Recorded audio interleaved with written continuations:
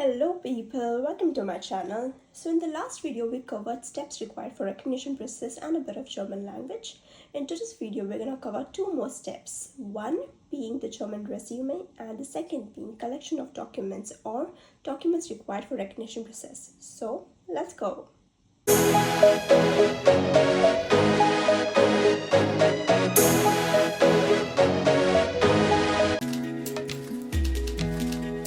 So point number one, German resume. So I'm going to take you through a sample German template, okay, which will help you understand what you should mention in the resume and what you should avoid mentioning, how long should be the resume, etc. So this is an example of a sample CV design. Okay, I'm just going to explain you. This is how the CV looks like. On the left hand side, you can see a photograph with your name and you have to mention your profession here. And to reach me at, you can mention your phone number, your LinkedIn ID, your Gmail, where you're staying at, and also your birth date. Yeah, then comes your career history, that is your work experiences. So the newly work experience has to be the first one.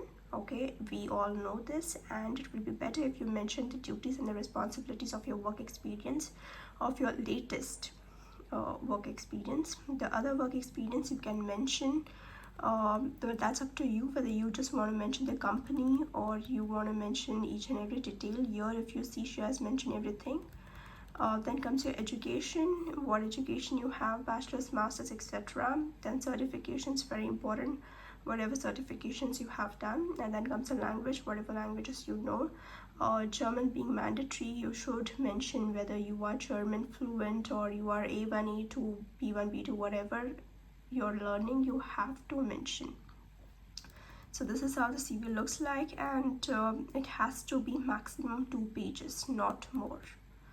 All right, that's about the CV, guys. I'm not gonna go much into detail because you'll find hundreds of videos on YouTube which will help you make a CV along with template examples, etc. But one important thing is please mention the dates properly on your resume, when you started working, your schooling, your certifications, etc. And a signature maybe at the end of the resume or maybe below your photo, because that is needed for recognition process. There are many websites through which you can make your CV. I'll mention a few of the websites in the description below, but the one I used is Europass, which is free of cost, and you can make as many CVs as you want. Another important tip is make two CVs, one in English and one in German, of course. So let's move on to the next point, and that is document collection or documents required for recognition. Now, mind you, we're talking about the documents required for a recognition process. Yeah, so let's check one by one. So these are the list of documents required for recognition process. We're gonna go through it one by one, and I'm gonna add this link in the description below as well. Okay, now right now we are looking at Berlin as the land. Okay, the list of documents mentioned here. Now the first thing is application for permission to use a professional title in case of training in third country, which is nothing but the recognition application.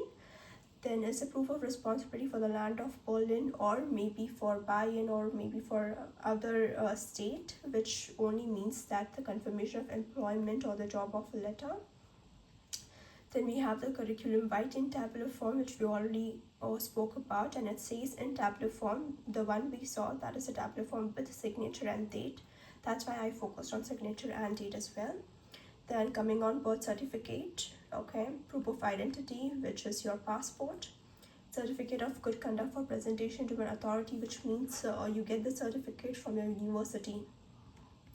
Certificate of good conduct, certificate of clearance of offenses, which is nothing but your police clearance certificate.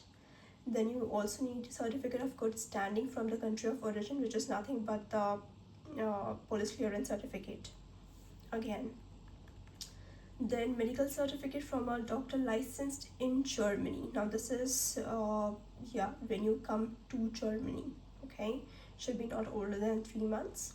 Documents on training course and training qualification with German translation. So all your first year, second year, third year, fourth year physical therapy certificates and your graduation certificate, all the documents needs to be translated in German.